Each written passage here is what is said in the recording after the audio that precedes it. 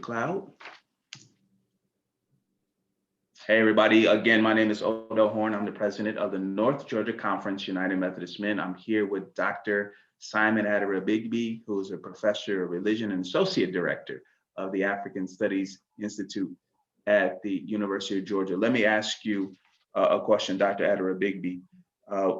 Last week in our program for the United Methodist Men, we had a conversation with two professors, one from Yale University, the other from Concordia Seminary in St. Louis, about the early African Christian church in Alexandria and Carthage and Aksum, and we got into Coptic and Ethiopian Orthodox Christianity.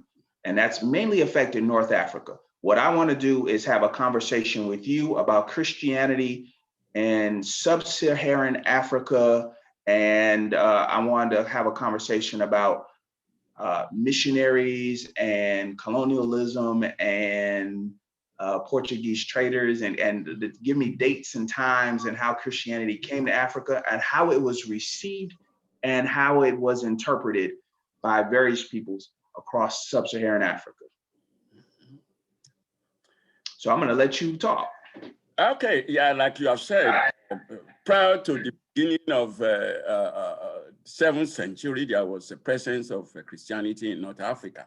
But like you said, that has been taken care of by previous speakers. So I will just skip that and then go to sub-Saharan Africa. Now, there are two attempts that were made to Christianize Africa through the sub-Saharan Africa. The first attempt was between 16th and 17th centuries. And this was done by the Portuguese traders. Primarily, the Portuguese traders were involved in transatlantic slave trade. Of course, when we come to the shores of West Africa and East Africa to buy slaves, they also came to propagate their religion, which is— Hold on. You said they came to buy slaves. Yeah, to buy slaves. That was what they were trading in. They were slave traders, pure and simple. Yeah. That's so the narrative amongst African Americans that they came to kidnap slaves. Oh, well, you must put that in context.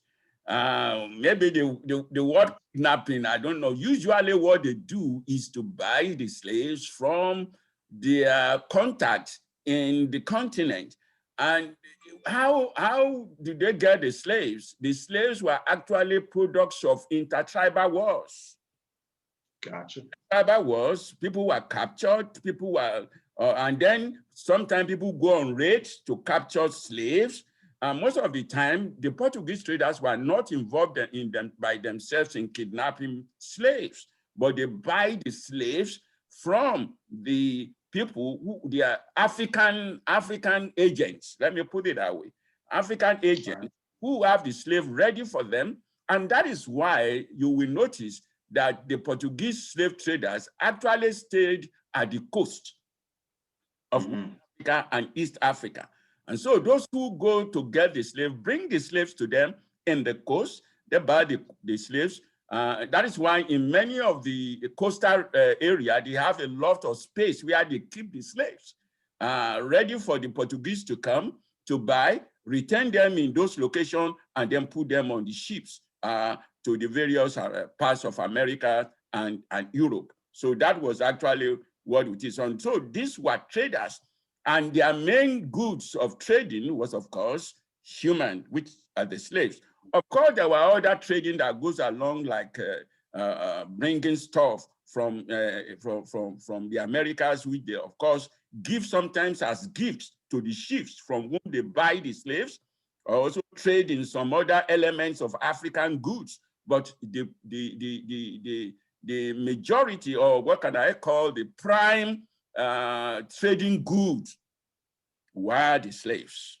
There was not about that whatsoever. So when they came, like I said, they were traders, but they also came with their religion. And of course, also wanted to propagate their religion. But that experience was not successful. We're not successful for three main reasons. principal reason was, of course, the fact that there was an illogical reconciliation between the trading in slaves and the message of Christianity. The message of Christianity was love your neighbor as yourself. That was the message. The message of slavery was to send people into perpetual bondage who would never return. So how could you come, pre-message of love, put me in shame, put me in a ship, and send me forever into bondage? That did not resonate well with the people. And that message was quite illogical. So that made people not to actually embrace Christianity. There were other factors. There was the factor of the fact that the disease known as malaria was so deadly that many of them that came actually could not survive staying too long in Africa.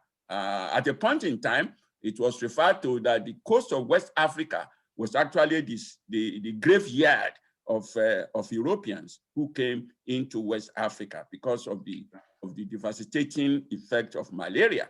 That also was very important. Secondly, was the fact that the traders were actually, the Portuguese traders were actually limited to the west, to the coastal areas. And so you could not penetrate into the interior to spread to propagate their religion. Number 4 was the fact that, like I said, it was not their preoccupation. They weren't there to propagate Christianity. They were there to buy slaves. They were there to trade in slaves. So they didn't, as it were, they weren't as committed. They were not committed to the propagation of Christianity. Christianity was just a byproduct of their being there. So that was why, essentially, the experience or the first attempt to Christianize Africa from West Africa and East African coast actually failed. However, by the 18th century and the 19th century, the dynamics have begun to change. Okay, hold on 1 second. Hold on 1 second. So what you're saying is that the first attempt was the 16th and 17th century. Yes. And the Portuguese traders, they were only limited to the coast. To the coast. They didn't colonize Africa in the 16th and 17th century. No. Of course, you must understand that you must separate the Portuguese traders from the colonial masters. And you know that colonial masters' experience was actually after the Berlin Conference, which was, of course, in the 18th century. So it was in the 15th, 16th, and early 17th century where we had the Atlantic slave trade. There was not yet as such a colonial presence in West Africa or in Africa sub-Saharan. So you're saying that the transatlantic slave trade did not lead to colonialization. Colonialization of Africa was started after the Berlin Conference. Yeah, it started after the Berlin Conference when they began to scramble for Africa. But of course, there's no way you can say that did not generate interest. It generated interest in Africa because it did showcase what Africa has as in terms of, instead of resources that were needed in Europe and in the Americas. So that, of course, instigated interest. But at that point in time, colonialism had not actually begun. It has not actually begun at that point in time. Okay. So you're talking, thank you for that clarification. You were talking about the 18th and 19th century and the second attempt. The second attempt at that point in time became successful. Okay. African from sub-Sahara were able to be Christianized. And a number of factors, again, are responsible for this.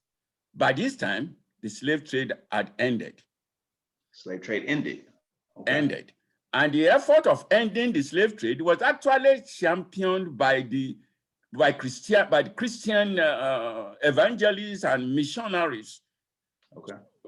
That was a very big plus in bringing Christianity and changing the tune of the slave trader also being the preacher of Christianity.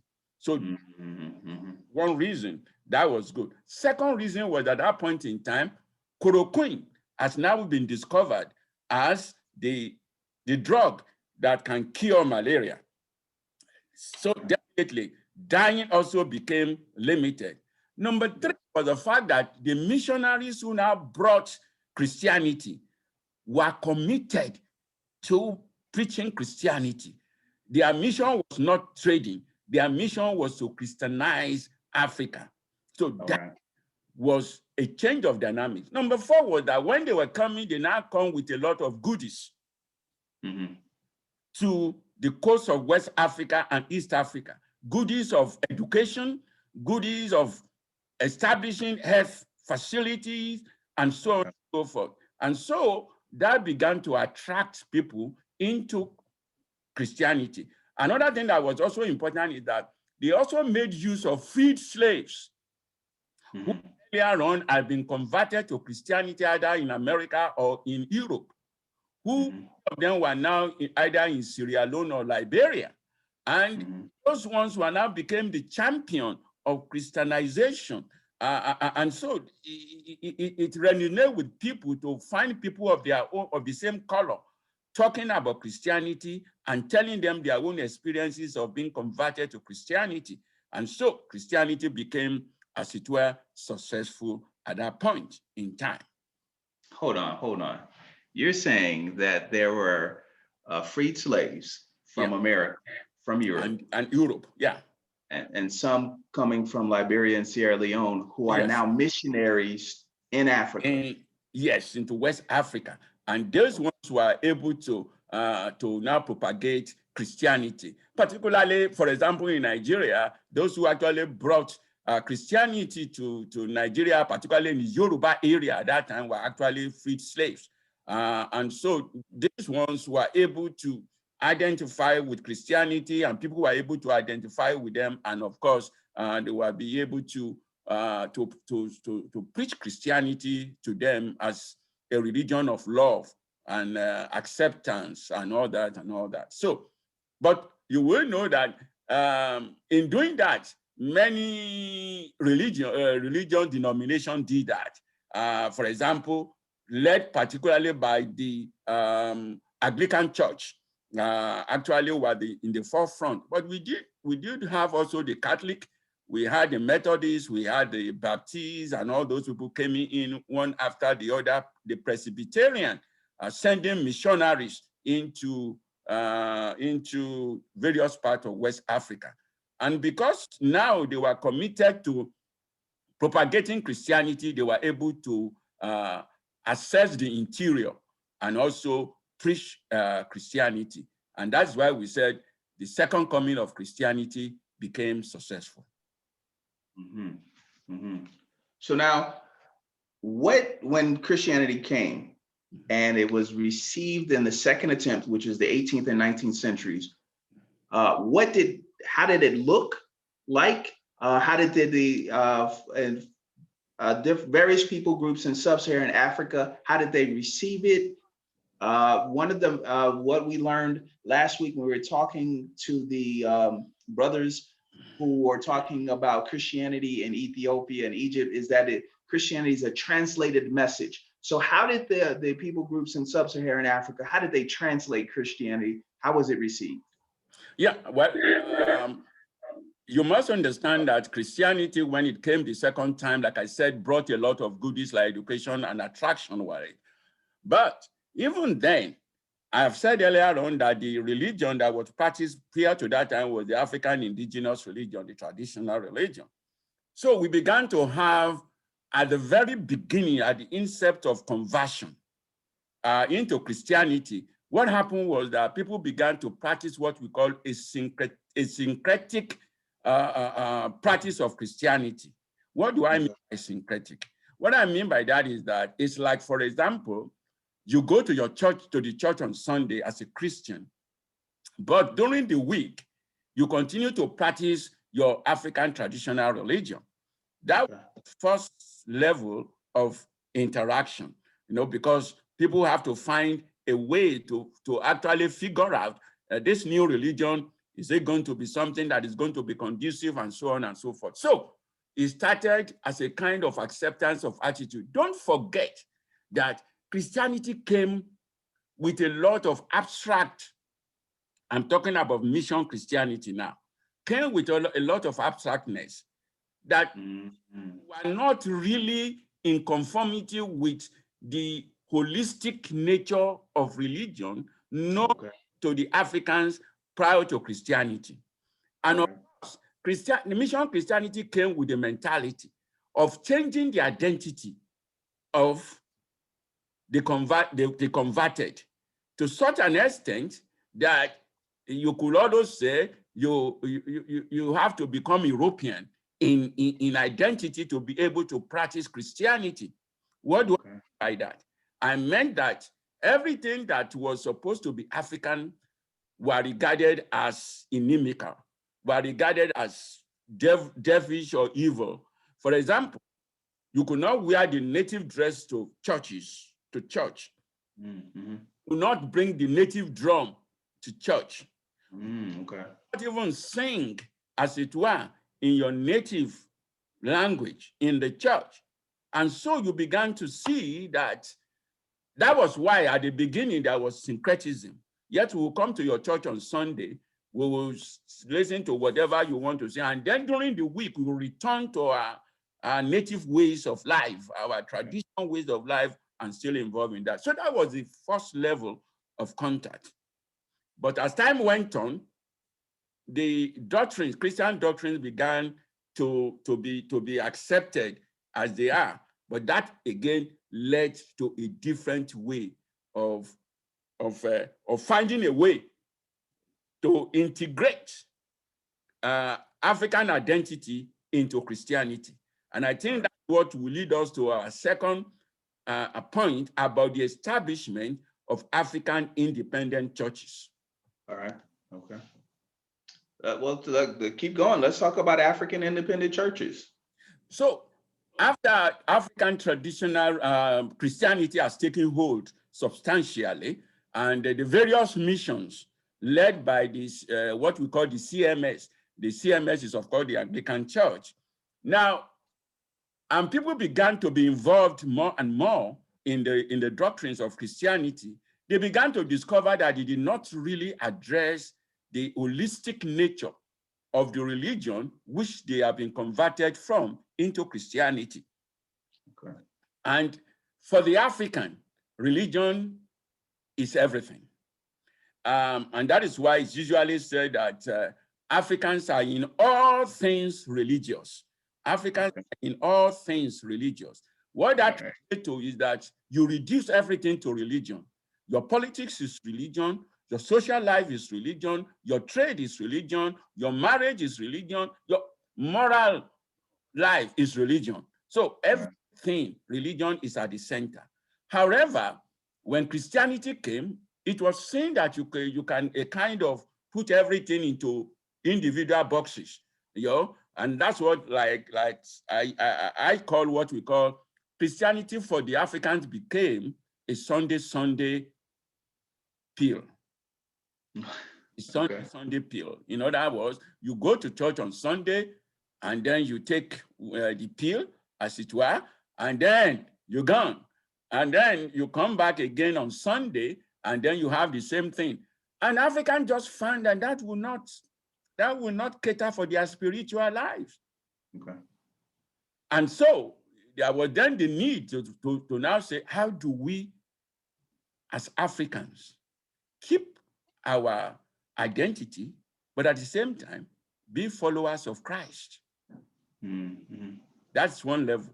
The other level was the issue of the racial context, of the fact that the missionaries considered them, of course, to be of a higher grade, if you want to call it human beings, than the converted Africans. And that began to show up in the organizational structure of these mission churches, in the sense that, well, Africans who become reverend, pastors, priests, and so on and so forth, could not attain leadership of those churches in Africa or in Nigeria. They could not, because they would bring people, white people from Europe and Africa and America, who will now be put as leaders or bishops or higher hierarchy than those people. So that began to instigate the Africans to now say, okay, we really need to see if this religion, the way it is introduced to us, is actually serving the purpose, first, of spirituality, secondly, of being able to rule ourselves, if you want to put it that way. And we then begin to see what we call parting of ways in terms of the mission churches. And like I said, it led to the establishment of African independence churches. All right. There were two of such African independent churches. There were the early ones, the early African independent churches, who were actually mostly of prayer bands. And then, and those ones came about around the 1920s and 1930s.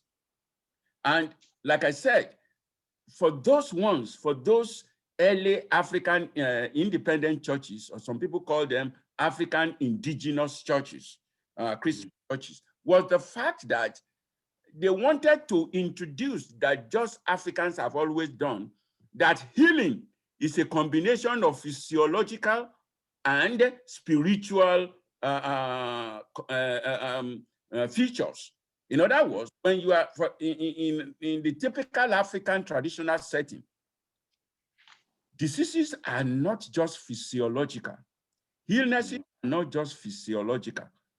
They are not caused by only physical means. There is the spiritual angle to it. So you're saying diseases and healings are not just physiological? They are not. There must be the spiritual component. So if somebody is sick, you just don't say he's sick because of physical situation. There is the attainment that he must have been sick because of some spiritual laxity or whatever, or the anger of the divinities or the anger of the ancestors, you know? And so when you want to find healing for that person, you must combine, first and foremost, find out the cause. What is the cause? Is it because of the anger of the divinities or ancestors? When you find out that, it is only, and you have taken care of that, that you can now go to prescribe medicine for that person to be cured. If you don't take care of the spiritual aspect, no matter what medicine you prescribe, they will not work, because you have not gotten to the source of the problem. So that was the attitude carried by Africans into Christianity. And so when the plague began, the bubonic plague, when it— The bubonic plague. Yes. Now, okay. The point was that the belief of the missionaries was that this could be cured purely by medical means.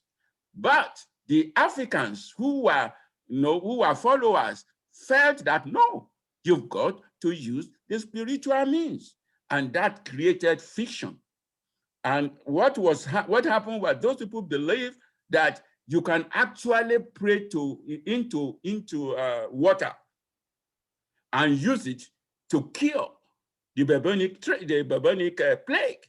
And so, that began to show that, look, this religion that we have taken is not actually addressing our holistic worldview about issues. So that was the beginning, when you now begin to see some people creating their own, what they call prayer bounds, to be able to pray over water and use it as a form of medication, as it were. So which means they believe that the potency in prayer that you will use, pray into the water, and somebody who is sick of the plague will drink, and he'll be cured. That brought some friction. But those were the beginning in the 1920s, 1930s. We are beginning to see these groups called the prayer band, independent African churches. However, the ones that have really become very popular are the one we call the Pentecostal independent churches. And those ones actually began in 1960s, in the 1960s, when began. And you will see that that also actually fits into the beginning of independence of Africans from the colonial masters, because African nations began to get their independence in the 1960s. In fact, Ghana got its independence in 1957, and then Nigeria in 1960. And thereafter, African nations began to free themselves from the colonial master. And that was the time we began to have the Pentecostal churches. Now, the Pentecostal churches are actually in two forms. We have the classical Pentecostal churches, and we have the neo-Pentecostal African churches. Now, you said neo-Pentecostal? Yes, neo-Pentecostal independent African churches. The classical Pentecostal churches were actually those who believe in the kind of apocalyptic teachings. And these were a kind of Old Testament idea. And then, of course, the idea was that they were more concerned with salvation. Salvation was the classical Pentecostal churches were more concerned with salvation. And that is why we said classical Pentecostalism is about looking heavenwards. Looking heavenwards, that is, what is going to happen to me after I die? What's going to happen to me after I die? I must be saved. I must have salvation. That was the concern of the classical Pentecostalists. However, the neo-Pentecostal churches are the ones who attempted to blend the two together. Talk about salvation, at the same time, talk about the existentialist problems of life. In other words, you must take care of humans while alive, while still on earth, and from just concentrating on salvation. And that is why sometimes they are called gospel churches. Some people also refer to them as prosperity churches, because they also teach materialism. They also teach how you can take care of the human who are still existing. So what will happen with the neo-Pentecostalist churches is that they will have prayer for every aspect of life.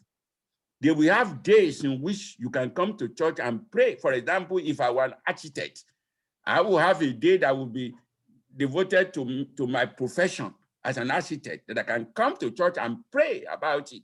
If I were wait. You're saying if you're an architect, yes, you can go to church and pray purely for my profession. Okay. I can do well in my profession so that I can make headway, I can be successful.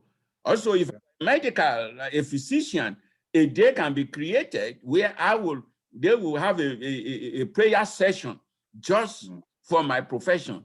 If I were a trader, the same thing, for me to be successful about my trade, they will organize prayer, and therefore you begin to see every day of the week, there is one prayer from one segment of the society or the other.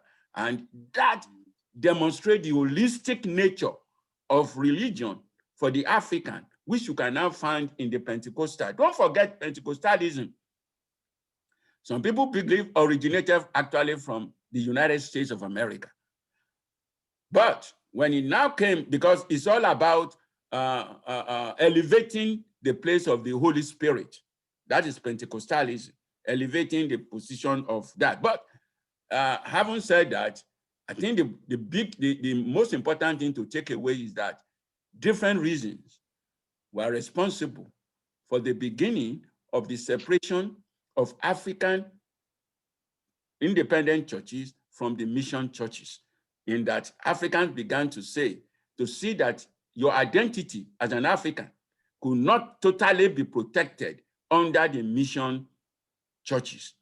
And therefore, you've got to find a means of being an African and at the same time, a follower and a devoted follower of Christ. And I think that was what was responsible for that. But of course, most significant also, which we should not lose sight of, as the organization began to grow, leadership structure became a problem in the sense that Africans discovered they could not aspire to become leaders of the churches in which they are predominant, because of the fact that it was felt that they didn't have the mental or the intellectual capacity to be able to lead those organizations, and they have to bring people from either Europe or America to lead. I mean, it will be a situation where you bring a newly ordained pastor or priest of 25 years to come and lead somebody who has been a priest, who's an African of like 25 years. And you elevate this newly ordained personality over and above a seasoned clergyman who has devoted, many years to the service. So that also raised a lot of a problem, and then began to see a situation where they want to establish their own independent churches and lead those churches. So let me ask you a question. Basically, what I'm hearing from you is that Africans received Christianity through missionaries in sub-Saharan Africa, not in North Africa. Not in North Africa. But they indigenized Christianity, yep, which led to the creation of the African independent churches. Exactly. How much did the how much influence did the Ethiopian Orthodox Church, for example, play in African indigenous churches? There were a lot of them who have learned about the Ethiopian churches. But what you must understand is that by the 17th century, the Orthodox churches in Ethiopia was almost at its end because of the influence of Islam. And so it didn't have much to say across into West and East Africa. But at the same time, there was a situation that people did hear about the Ethiopian Orthodox churches, but it did not, as it were, affect, because when the missionaries came to West Africa and East Africa, as it were, they brought what I call Europeanized mission Christianity, as it were. And that was what they introduced.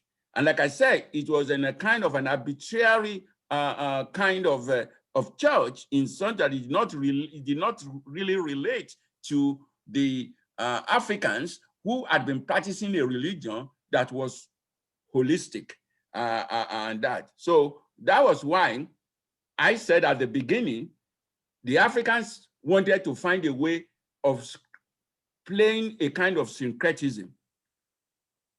Do some part of Christianity on Sunday, go back to their native practices during the week. But at a point in time, they found that wouldn't work for a long time.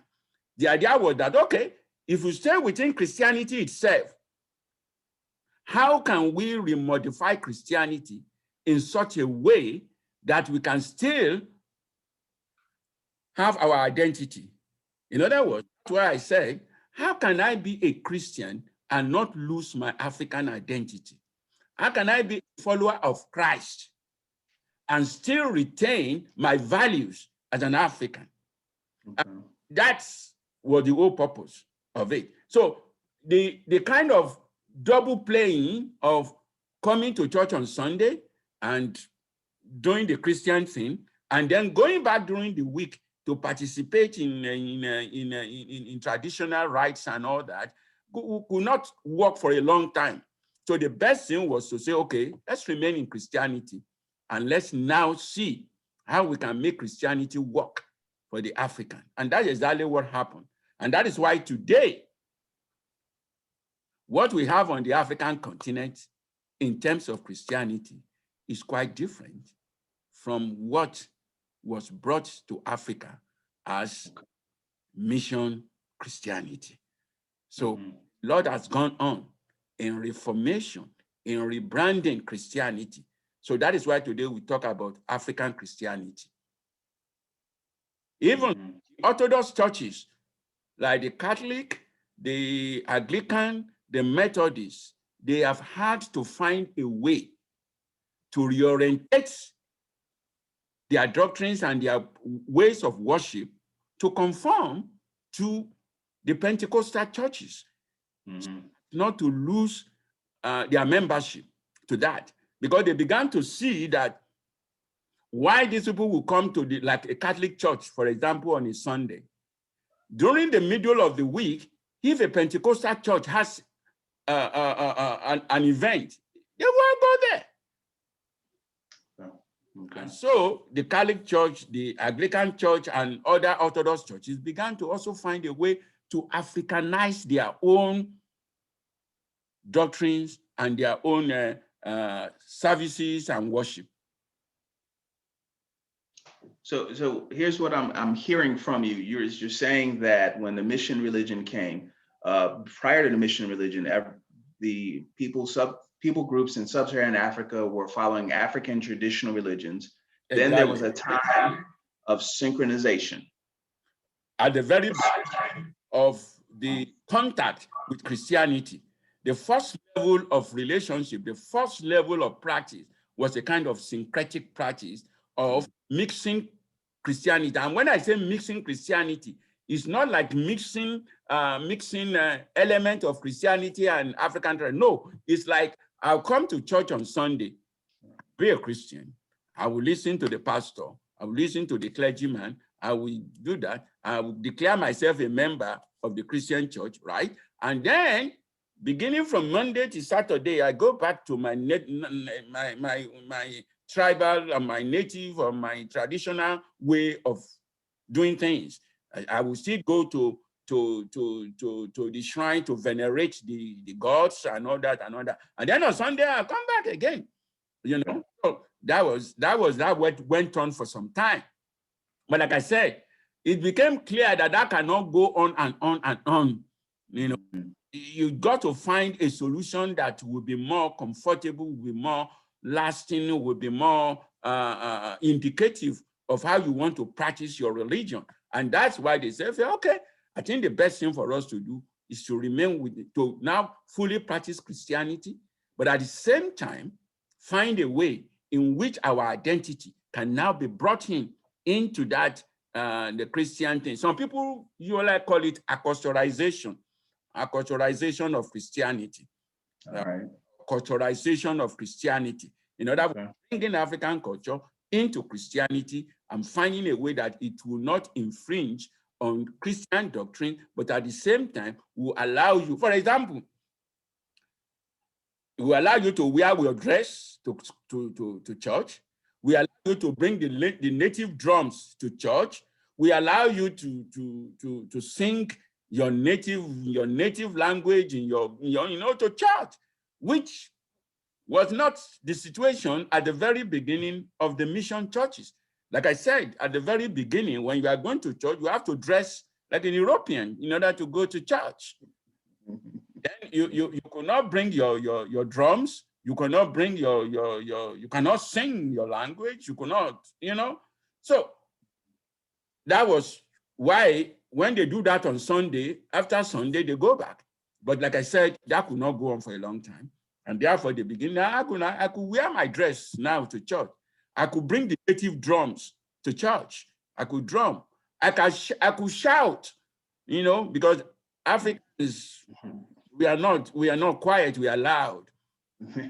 Yes, you go to these churches and you must be so, holy. We are entering into a very holy place, and therefore you must be so quiet that sometimes when you drop a pin, you might hear the sound of the pin dropping. That's not the African way of worship. The African way of worship is loud, is sing, is impromptu. It's impromptu. I mean, it's on African to begin to follow a hymn book. To be able to sing, you have to follow the hymn book. And then when you want to pray, you have to open a book in order for you to pray from the book. That's not African way of life is impromptu, is all absorbing, is the totality of your humanity that you use to pray. And that is what they find in Pentecostalism. Okay. And what you find in Pentecostalism, that you pray impromptu. You look at the Bible, you interpret it in a way that will address your way of life, and and will not be separated from what you do every day as a human being. So I think that was just the attitude that developed and led to that. But like I said, we must not also look the side of other factors that are different from view of doctrine. Human relationship was also not smooth at that point. And then as Africans get more to know Christianity and those who brought Christianity, they also began to see a situation where there was intended or not intended, that's for argumentation, but a situation where a race was considered to be better than the other. And that, of course, brought a lot of friction. Okay. So you're saying, so I got you on that, there was a problem with race in the church. Yes. You're also saying that culture was not abandoned in the embrace of Christianity, that Africans, when they received Christianity, they indigenized it. Yeah, they indigenize it. That is it. They indigenize it. They indigenize it because they felt that has to be done if they were doomed to continue to practice Christianity. Essentially, they could not. Many of them could not go back to the traditional religion, and so they've got to make use of what they have in a way. Don't forget that Christianity also brought about with it a lot of colonial brainwashing, a lot of educational and westernization that actually tend to portray the African way of life as primitive and unsustainable. Okay. So there was no way there was not going to be friction. There was no way in which people will now begin, as they began to be educated and began to see things as they are now going to say, no. You can't put us in that box. We are not in that box. We are better than that. We are better than that. And we can account for ourselves better than the world you are putting us. And I mean, you cannot diminish my intelligence because of my race. You cannot diminish my humanness as using religion as a cover, and then thinking that I cannot also be as intellectual, I cannot also be as human resourceful as you, just because of my location and my if you like, my color, as it were. And so that began to bring a lot of friction. And there was no way the Africans would not, of course, and like I said, even now on the African continent, in these Orthodox churches or mission churches, as you call them, a lot have changed. Because many of these churches are now being led by Africans. And so we've seen a lot of change in terms of leadership of these various churches. If you take the Catholic Church, for example, I mean, I know that in West Africa, you can hardly find a white bishop of the Catholic Church. And so that also has gone a long way to change a lot of things and began to change the mentality and the orientation of the mission Christianity in Africa. All right, I got one more question. I know our time is getting long, but I got another question for you. You're saying that Christianity, particularly the African independent churches, grew in the 1960s, and that corresponded with political independence? Yeah, yeah, it did. It did coincide with that. Like I said, African began being freed from colonial masters beginning in 1957 with Ghana, which was then Gold Coast, and that began to. And so there is also a sense in which the Pentecostal churches that began to be independent also have a kind of a nationalistic mentality in terms of identity or being nationalistic. And so that helped a lot. Don't forget that even though we said the second coming of Christianity was by the missionaries, but the colonial masters had a lot to do with that because they provided the enablement, the enabled environment. They provided the environment for the missionaries to work. If, for example, if you take Nigeria, which was under the British colonial power, now there was the protection of the missionaries, particularly the Anglican missionaries in Nigeria, because of the British colonial rule. And so, there's no way in which you can actually, but we must be careful not to say that the missions were state religions. They were not. Okay. State churches. They were never state churches. There was the independence between the missionaries and the colonial government. But there was coordination. There was coordination. There was enablement. They enabled them to move freely, and they were protected. I mean, that is significant.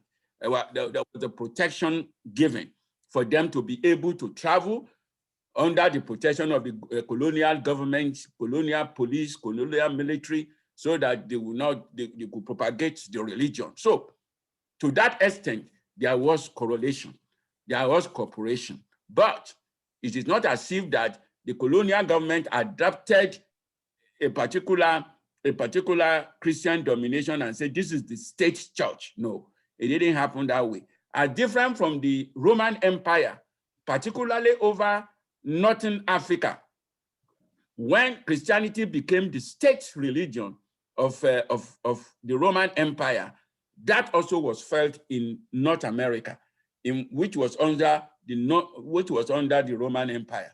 But that kind of never happened south of the Sahara, because the colonial government did not integrate church and state. There was separation between church and state. Now, I know we got to go, but I got at least one more question for you. Fine. Beginning in the 1980s, we began to see a greater growth of Christianity in Africa. And now many sociologists are saying that Christianity has shifted from America, and now the sub-Saharan Africa is now the center of the Christian world. Exactly. Because of Pentecostalism.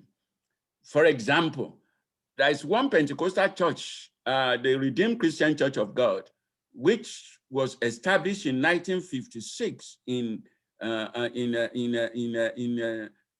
Lagos, Nigeria, Lagos area, which was a very small group, which was actually a classical Pentecostal church. However, by 1981, it was taken over by another leader, which is Adeboye, Enoch Adeboye, who changed the contextuality of that church from the classical to the neo-Pentecostalism. And that church today, at a crusade, can boast of almost 1 million people attending an event. And then in the United States, in North America, it has well over 1,000 branches of that, the Redeemed Christian Church of God. And you can see that has moved Christianity to be centered in West Africa, particularly in sub-Saharan Africa. In fact, some people are saying that, well, Now Christianity came from Europe and America into Africa. Now Christianity is now being brought by Africa into the America and Europe. So that's the truth of the matter, because there is a real expansion. But that expansion is actually by the Pentecostal churches, because they are the ones who now enjoy very, very, very large membership. And again, they have also made inroads into the diaspora, made inroads into Europe, inroad into United States, and so on and so forth. But also, you should not forget also Latin America. Latin America is also becoming the center of Christianity. Just Africa is also doing so, in one word. So, there is the feeling of sociologists, or what they call social religious scholars, that in the near future, Africans will actually be, which is already happening, missionaries of Christianity from the African to Europe and the United States of America, North America in particular. Yeah. Mm-hmm. So I noticed that because we are in our churches in America, no matter what kind of church it is, we are now singing a song called Waymaker by a Nigerian singer called Sinach. And this song, Waymaker, is in churches all across America. Mm-hmm.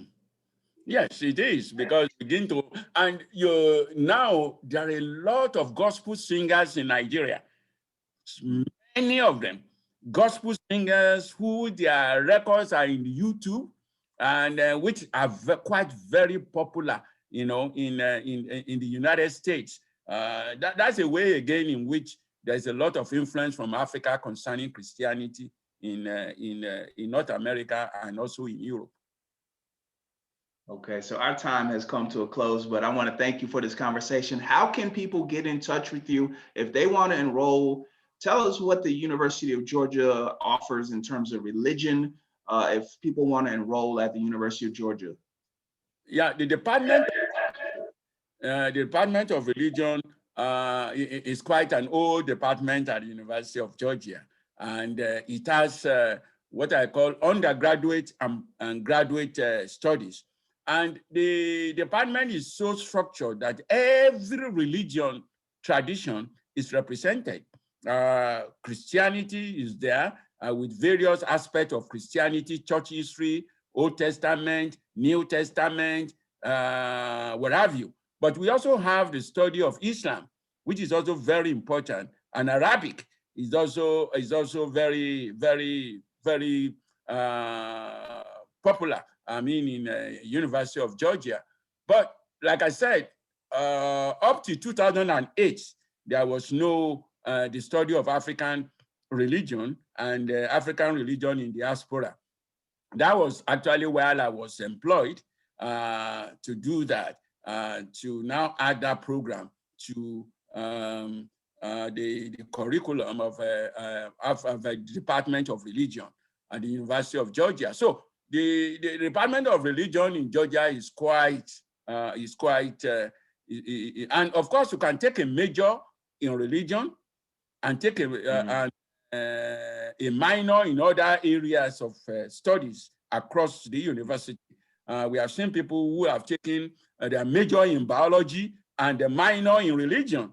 And people will say taking their major in what do you call it, business studies, and take minor in religion, and so on and so forth. So there is a lot of that. And of course, there is also the graduate aspect. For a long time, we were only limited to master degree. But I think about 2 years ago, we have now begun our doctorate program in religion, and the Department of Religion. And you can take your PhD in all these areas. Christianity, Old Testament, New Testament, church history, African, Islam, and all that. So that is very, and I think the Department of Religion also offers a lot of assistantship if you apply and you apply at the same time for assistantship. We consider those things when we want to admit people into the graduate program of the Department of Religion to see how we can give assistance to those who want to come to study religion at the department. So like I said, the department is it has been with the university since the inception of the university. I think it was first and foremost together with the department, with philosophy. It was philosophy and religions at the beginning, but later on they were separated, so that we now have the Department of Philosophy and Department of Religion. And like I said, we have very vital, very viable undergraduate program in that will teach every aspect of religion. You can take courses across every aspect of religion, moving from Old Testament to New Testament, to church history, to Islam, to Arabic, and then to African traditional religion and religions of Africa in diaspora. And then at the graduate level, it is also the same. You can get your master's and also your PhD in those areas as well. So the department is quite viable, and it offers a lot of opportunities for students who want to study either at the undergraduate or at the graduate level. Thank you so much, Dr. Simon Aderibigbe, a professor of religion, as well as associate director of the African Studies Institute at the University of Georgia. Thank you so much for your time. Yes, I'm very privileged to be able to take part in the conversation. It is my pleasure. All right, thank you. Give me that opportunity. Mm-hmm. All right, and I hope you have a good evening. And you too. Thank you. I wish you all the best. And your organization, I wish your organization the very best. And I'm delighted at the kind of work you are doing. And I hope your mission and your focus will actually bring a lot of understanding into Christianity, particularly as perceived by the mission, those who are in the United States, and to have some idea about what is happening on the African continent. Thank you so much for this opportunity for me to be able to talk about these issues. Thank you. Thank you.